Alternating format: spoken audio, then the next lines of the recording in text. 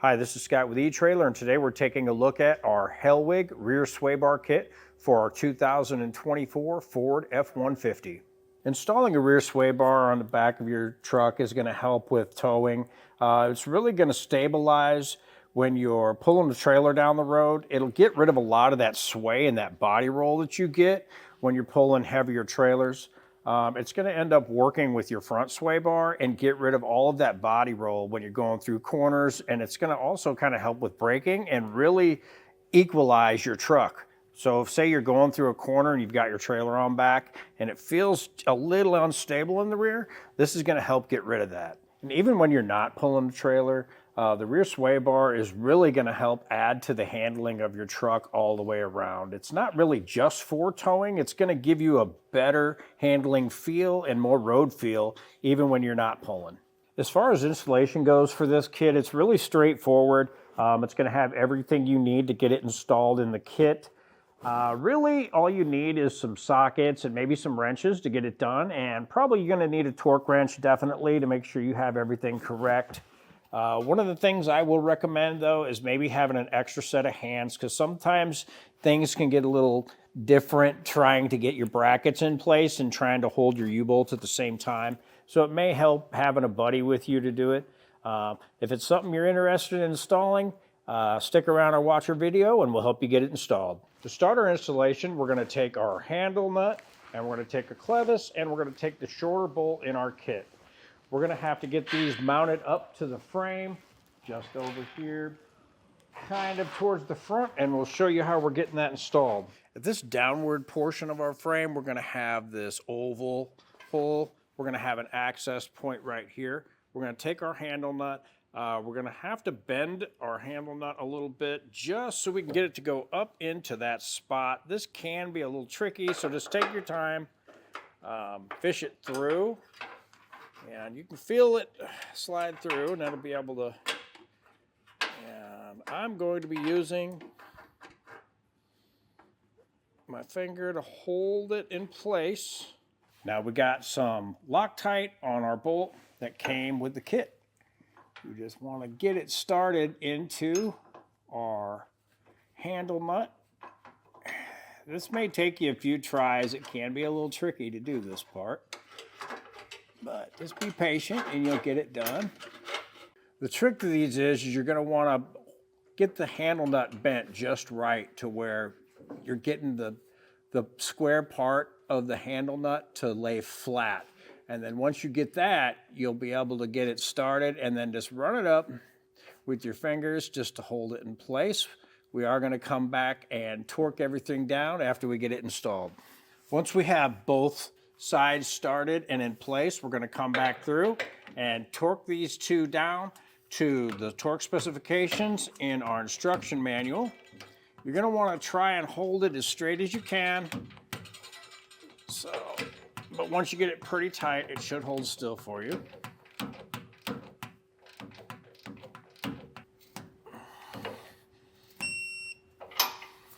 Once you have these torqued down on both sides, you're going to have this piece of wire hanging out of your frame. You can either snip it off with a pair of wire cutters, or you can just bend it back and forth and just keep moving it back and forth, and it should pop off for you.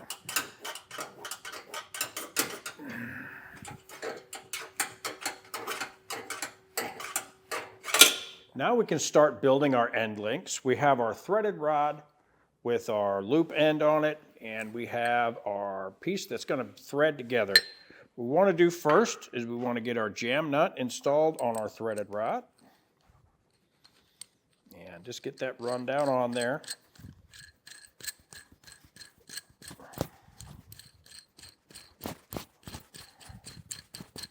Okay. Now we can thread our rod into the other end of our link.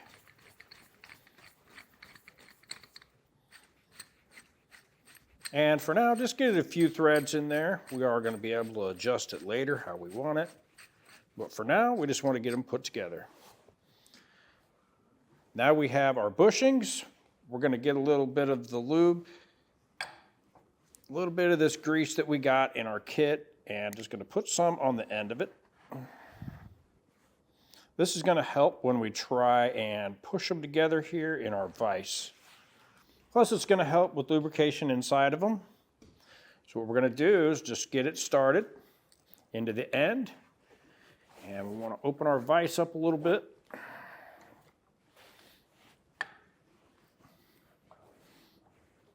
And get it centered in there. And all we're going to do is just bring it down until we get over that lip. Now we have it good and centered. We can take our center steel inner and we can get that pushed in place. Just get it started. And we'll do the same thing with our vise. Let's go ahead and slowly press that into place. And what I like to do is just give it a small amount of compression until it stops, and that's going to center it. And we'll do that procedure with all of them. With our end legs built, we can get them put in place. We're going to take our threaded end and we're going to run it up into our clevis. These can be a little tight to fit up in there. Just give them a good push.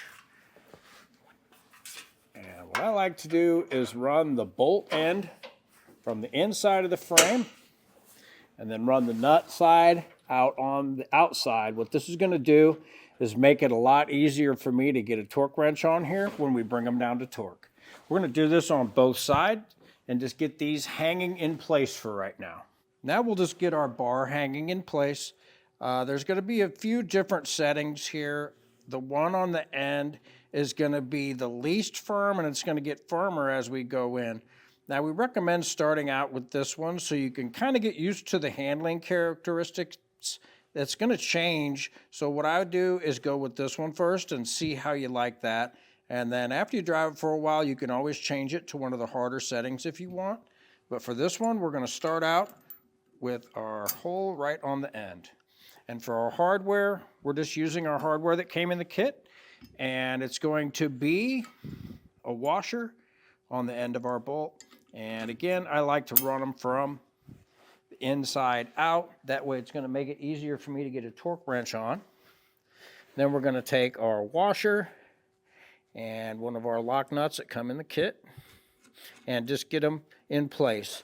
Now we got them both installed and we're just going to let them hang here loosely for now until we get everything else put in place.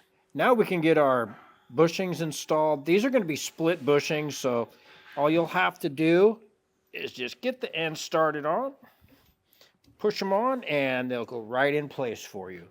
We're just going to leave those on there just sitting like that for now. On our driver's side, we're going to have a wire harness that runs right to this bracket, and it's going to have a little plastic keeper that pops it in place.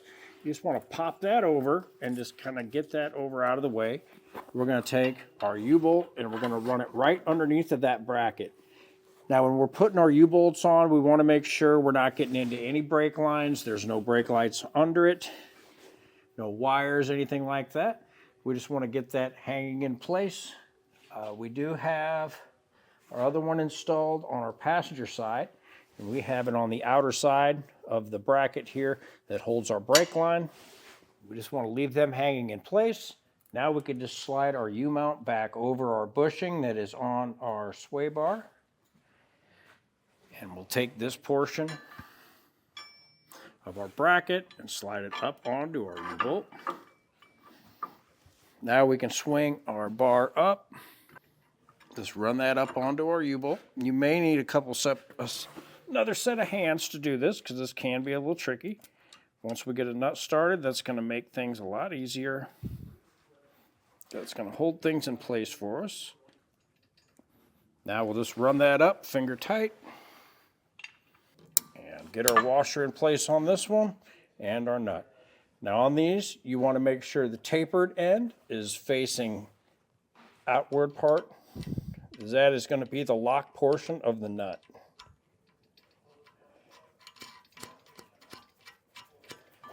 Now we can follow the same procedure with our other side.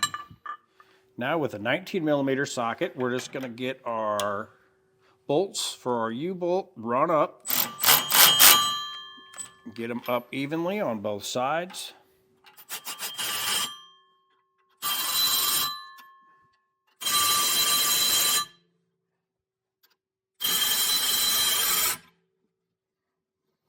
And when you're doing this, you want to kind of make sure you're keeping it parallel to the ground.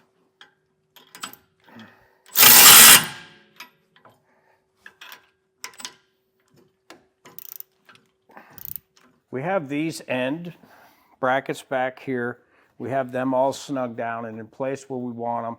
Now we can take a look at our bar. We left these loose on both sides, and all of these bolts on this one are loose here in the back.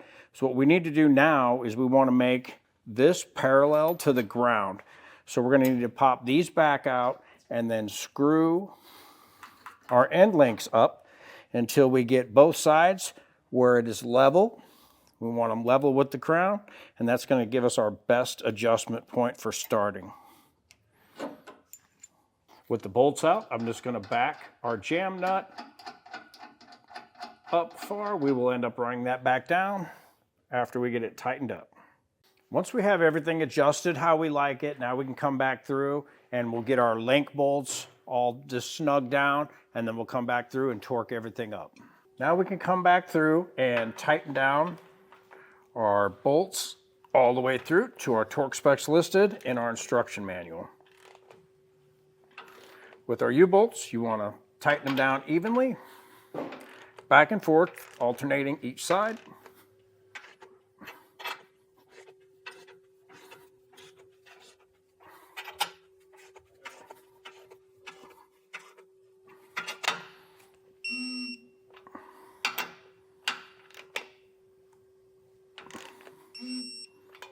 And that was a look at our Hellwig rear sway bars kit for our 2024 Ford F-150. I'm Scott with eTrailer, and thanks for watching.